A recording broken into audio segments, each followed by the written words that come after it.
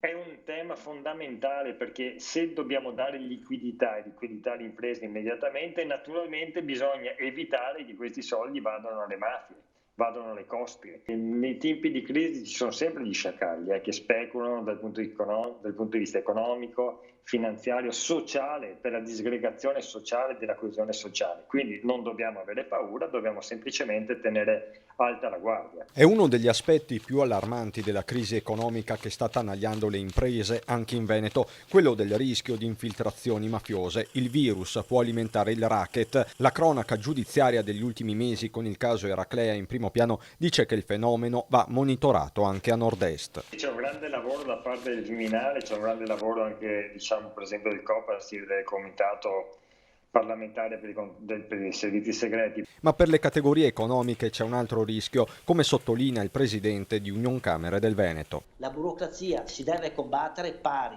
alla mafia, pari alla crisi, al coronavirus che si sta combattendo adesso, perché è il secondo coronavirus la burocrazia per il nostro paese. E a proposito del sistema paese, Pozza lancia un messaggio al Presidente del Consiglio. Magari iniziare a fare una riforma vera e propria del fisco. Non possiamo avere una tassazione così alta, altrimenti le tasse le portano fuori dall'Italia.